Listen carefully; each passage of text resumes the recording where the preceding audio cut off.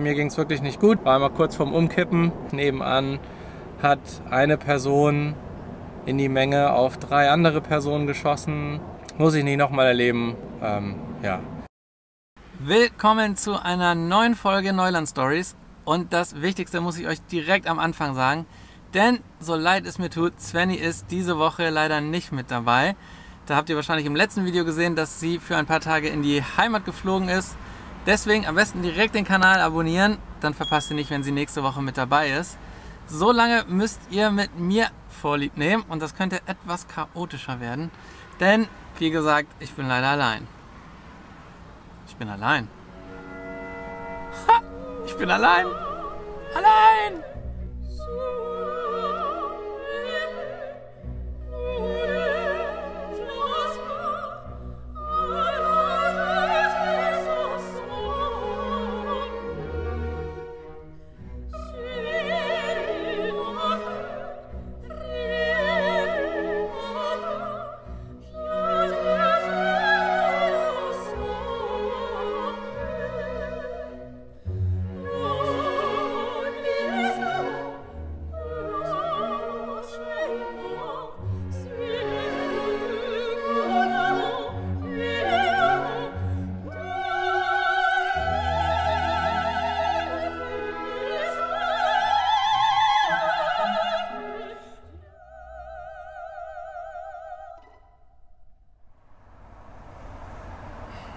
Man wird ja wohl noch mal träumen dürfen.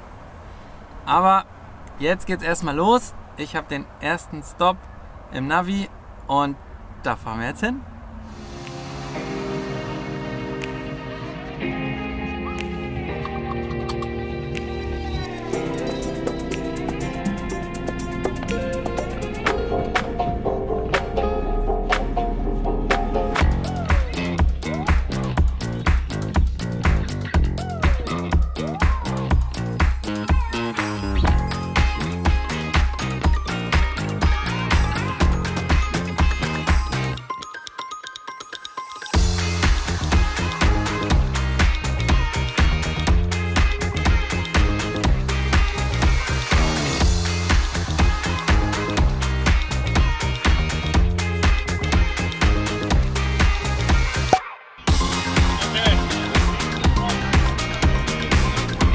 Perfect.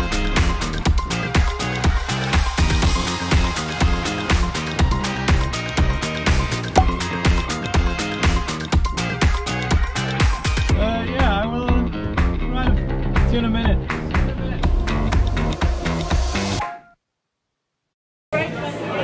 So, liebe Leute, keine Ahnung, ob ihr mich hören könnt, aber das ist der erste Spot. Jamie, Lisa, und Shauna. Und Peppi natürlich auch. Der erste Stop ist Orlando. Aber jetzt muss ich ausmachen, weil es ist unhöflich.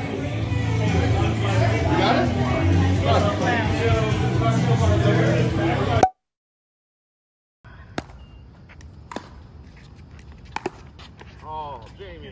Let's try that again. Actually, we want to get like 40 minutes of video so that you can watch it all and edit it all. Yeah, sure. In your van with no air conditioning.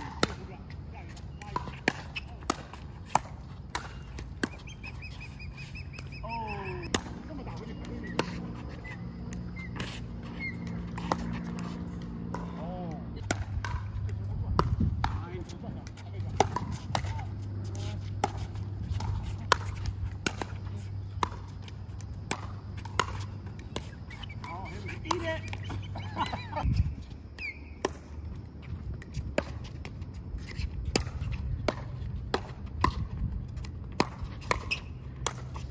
Oh, good one. That's the fire pole.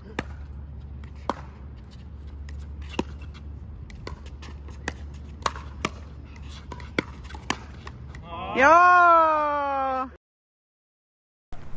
So, liebe Leute, ich habe euch eine Chaos-Folge versprochen und irgendwie ist es das bisher auch. Ich glaube, ich habe noch nicht viel gefilmt. Ich bin mit Jamie und Lisa und mit Sean und Tosa zusammen, die wir auf dem Kanada Meetup in Ontario getroffen haben. Und es ist so schön, irgendwie zusammen zu sein und ein bisschen rumzufahren. Und ja, da habe ich irgendwie die Kamera quasi noch gar nicht dabei gehabt, sondern habe einfach nur ein bisschen das Beisammensein genossen. Aber was ganz interessant ist, hier war gerade so eine kleine Tornado-Warnung, die hier angegangen ist. Und ja, irgendwie auf unserem Windradar und hi, ist gerade ja, so Sturmwarnung und Gewitterwarnung für die nächsten 4 Tage angegangen. Und jetzt suchen wir gerade mal irgendwie einen saferen Spot als hier unter den Bäumen und gucken mal, dass wir irgendwo auf den Campingplatz fahren. Und ich werde gleich berichten, ob es irgendwie wirklich hier jetzt so rüberzieht oder ob das nochmal an uns vorbei huscht. Aber es wird gerade ganz schön dunkel.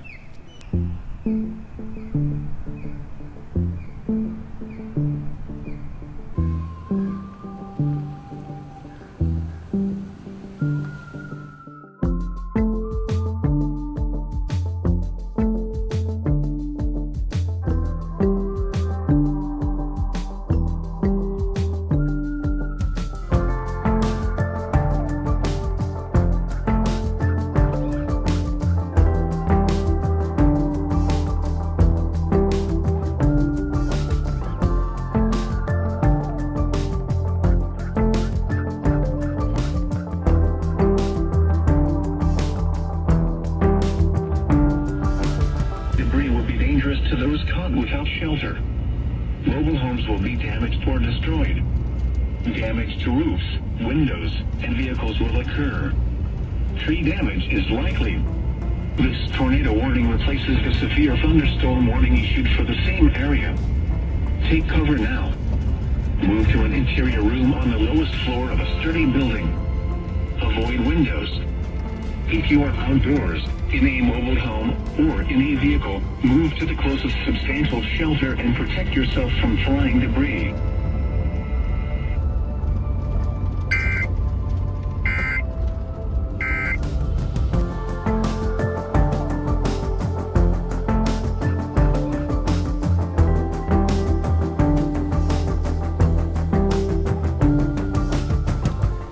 So, wir sind am Campground angekommen und der ist ja wohl mal richtig mega.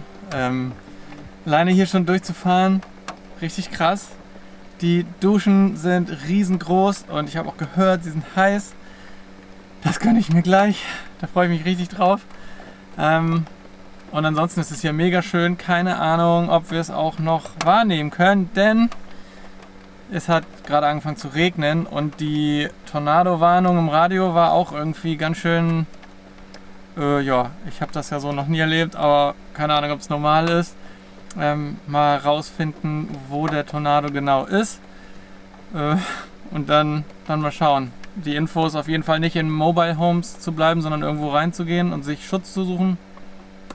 Ist schon ein bisschen gewöhnungsbedürftig, aber ich hoffe, das ist jetzt nicht hier in der Nähe, sondern hier ein bisschen weiter weg. Das finde ich aber gleich mal raus. Und ansonsten dusche ich jetzt erstmal, mache mich fresh und was ihr hier im Hintergrund hört, ist ein Ventilator. Den habe ich von Tozer bekommen. Denn es ist so warm und schwül hier, das ist fast nicht auszuhalten. Und da vorne im Lake, habe ich gerade mitbekommen, sind auf jeden Fall auch Alligatoren. Und in Florida sollte man sowieso grundsätzlich nicht in irgendwelchen Seen baden gehen. Im Meer ist okay, aber alle anderen Gewässer sollte man tunlichst meiden.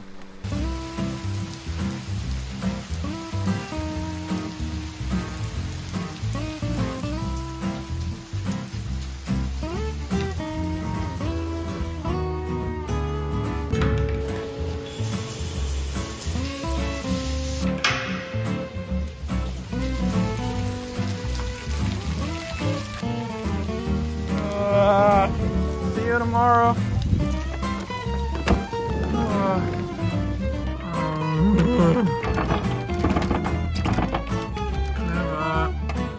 Kleiner Camper-Lifehack, wenn Sturm, Tornado und Regen angekündigt ist, doch Fenster nicht offen lassen. Oh, sorry, Peps.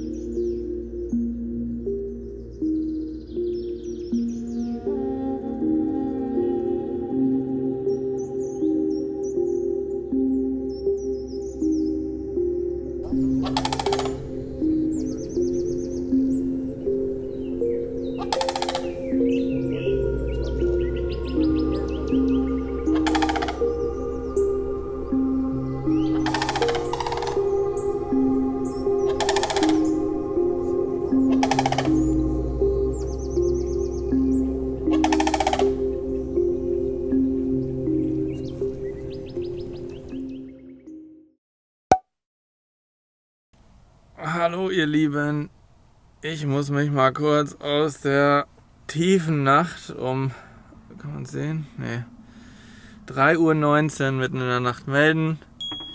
Ich dachte, ich erzähle mal noch mal ganz kurz, wie mein Tag bis hierhin war heute. Ich glaube, das ist ganz erzählenswert. Ich versuche mich kurz zu halten, was aber gar nicht so einfach ist. Es waren 35 Grad, es hat dermaßen schwül und den Ventilator, den ich hier im Van habe von Tosa, danke im Übrigen nochmal, der ist natürlich hinten zu Peppy gerichtet und ich habe vorne im Auto gesessen. Man hört es vielleicht ein bisschen, irgendwie auch leicht gekränkelt. Ich habe so das Gefühl, dass ich übermorgen ein bisschen flach liege. Weil es so schwül war, musste ich natürlich vorne auch die Fenster aufmachen und dann hat es immer noch richtig stark geregnet.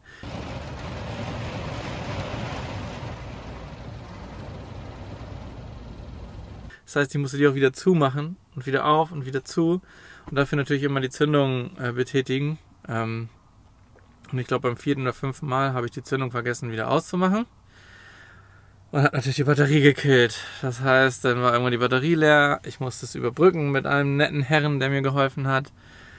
Und ja, konnte dann natürlich auch nicht weiter am Video arbeiten, weil ich mit dem Auto ein bisschen fahren musste. Ich musste wieder Starlink und alles abbauen. Als ich dann schlafen gehen wollte, habe ich irgendwie so gegen, ich glaube es war gegen Mitternacht mal, einfach 3 Schüsse gehört.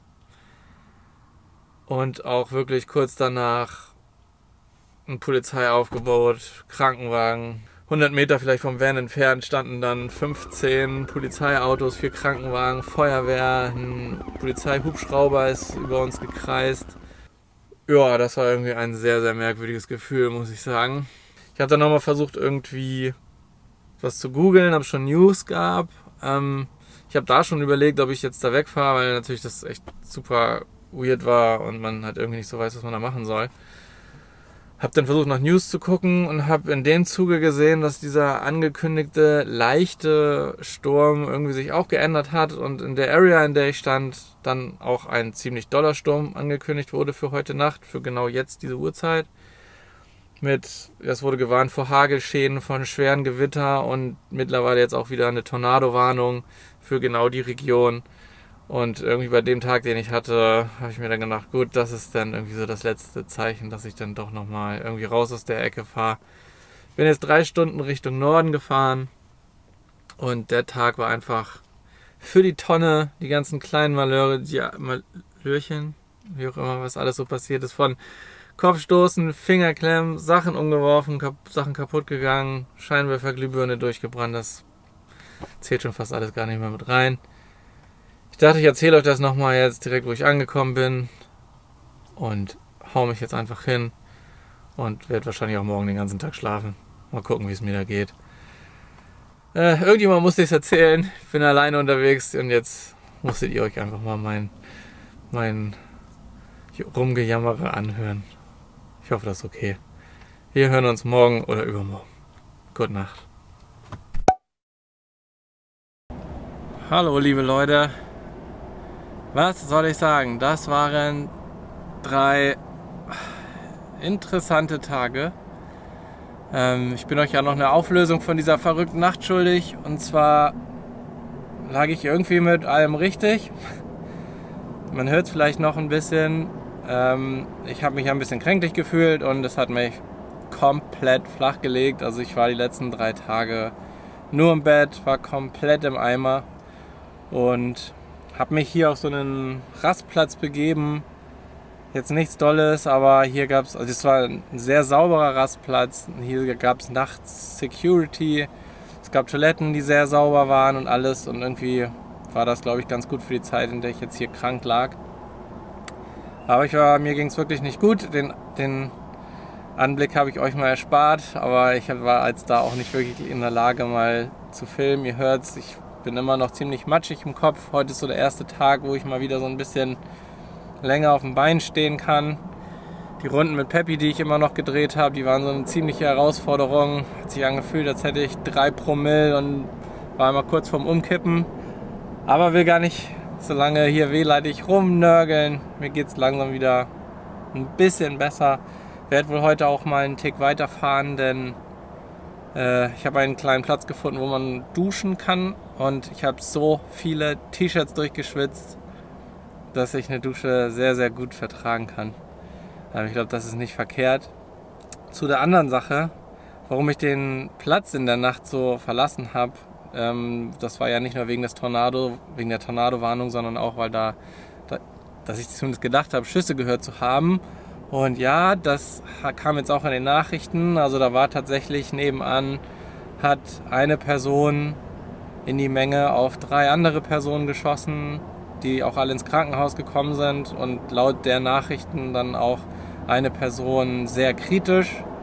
We have breaking news from overnight. Orlando police say 3 teens are now in the hospital with gunshot wounds after a shooting broke out at Desertland Park in Orlando. It happened at about 11:45 last night at the Desertland Mall on International Drive. Investigators say at least one person was shot into a crowd of teens loitering around that property.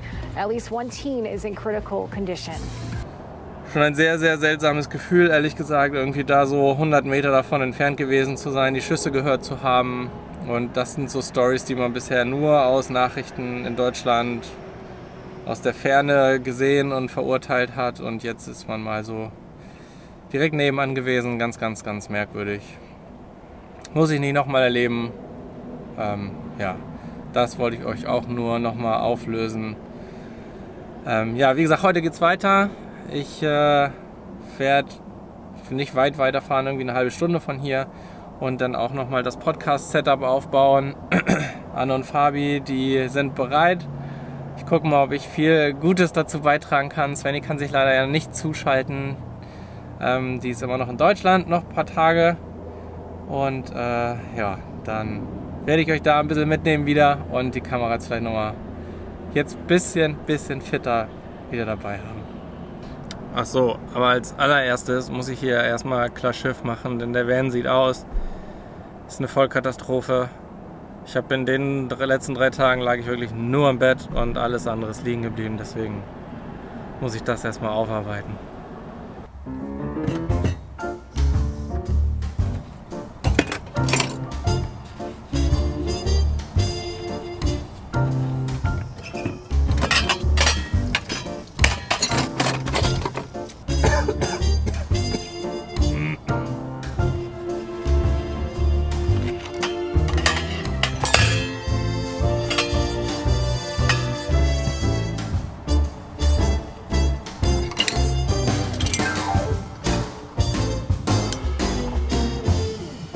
Das war Nummer 1.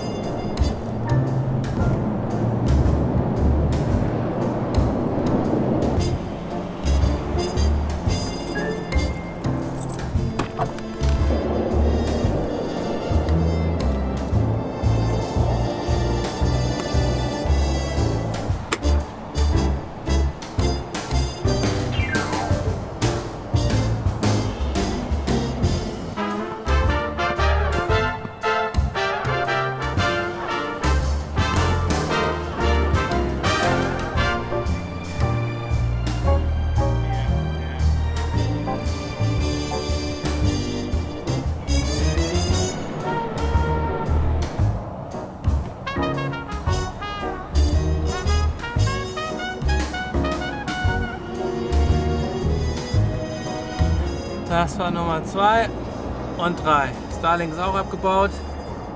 Das Bett ist gemacht. Ich habe abgewaschen. Und ich bin ganz schön kaputt. Irgendwie habe ich es doch ein bisschen unterschätzt. Bin doch noch nicht so richtig fit.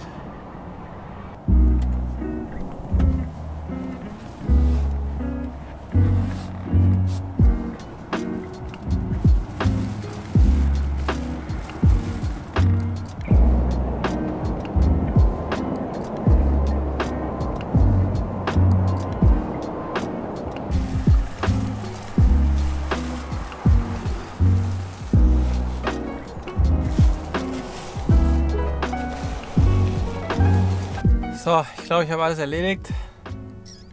Bin kaputt, aber habe mir einen guten Platz in der Nähe rausgesucht. So 30 Minuten.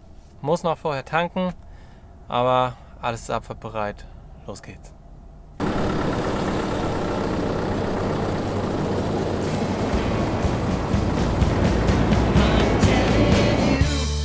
All I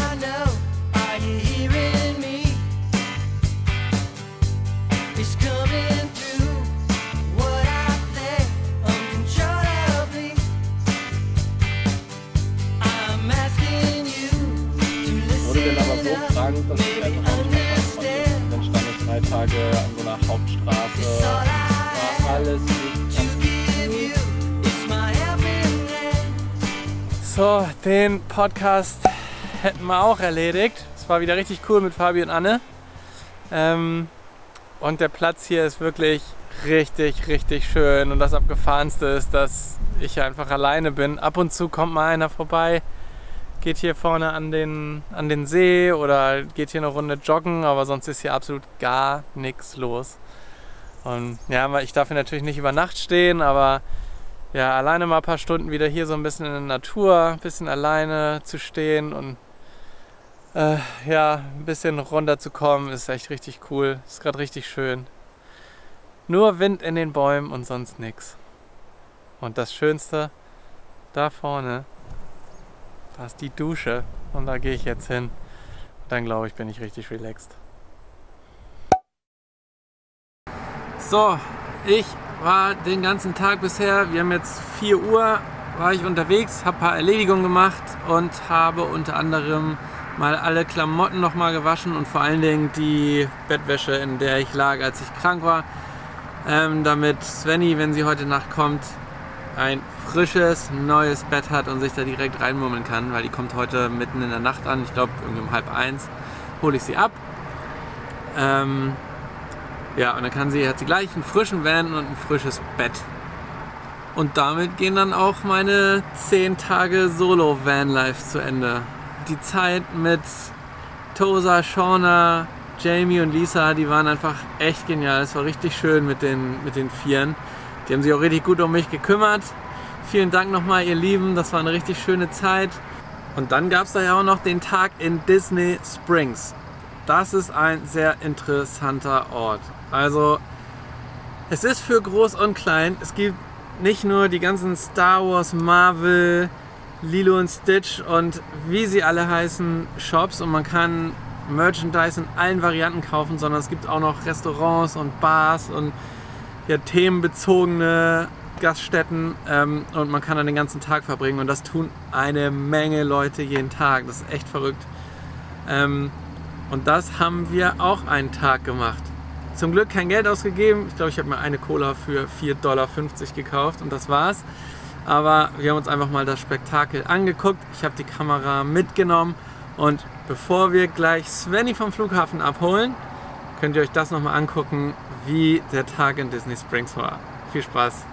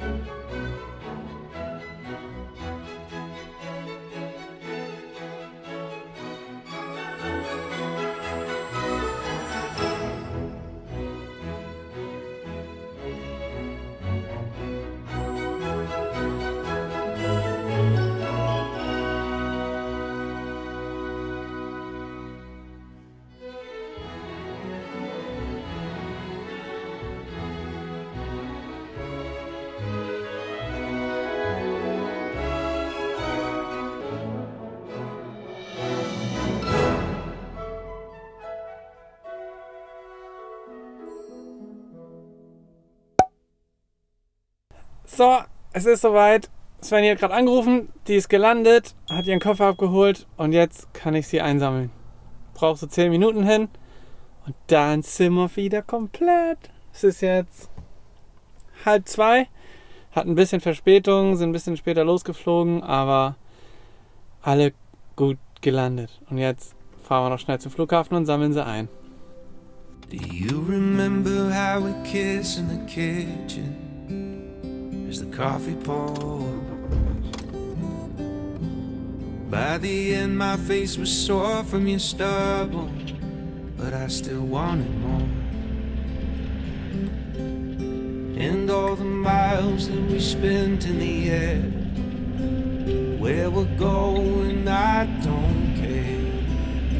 I'm just so glad you were there that night in the restaurant. Because I got to say, so I'm in love with you. What are we gonna do? So I'm in love with you. What are we gonna do now? Make me feel loved and treasure. Your water in the desert. My fox, my missing puzzle piece. Make me feel loved, protected. Boy, we could talk forever on the couch, sipping bourbon, please. And in the morning we will start up the French press. I'll be thinking to Wir dürfen uns nicht myself, begrüßen. how did I get so lucky?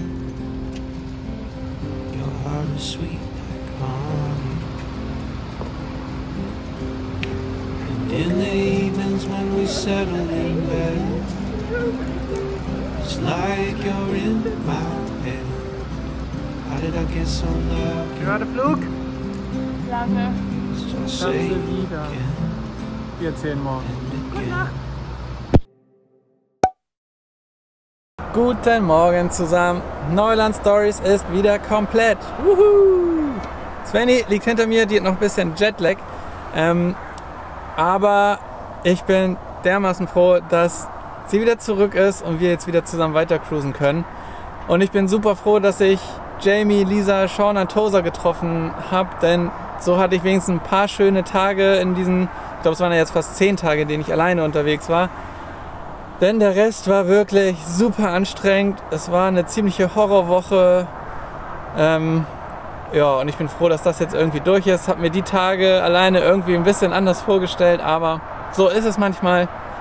Kann man nicht ändern.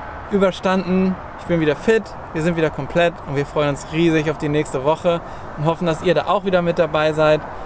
Abonniert den Kanal, wenn ihr das nicht verpassen wollt, wenn wir in gewohnter Konstellation wieder unterwegs sind. Und auch wenn euch diese eher komische Woche und chaotische Woche trotzdem im Video gefallen hat, lasst mir ein Like da, packt ein Support-Herz in die Kommentare, da freue ich mich natürlich riesig drüber. Und dann sehen wir uns alle nächste Woche wieder. Und ich kann nur noch sagen, danke, Ende.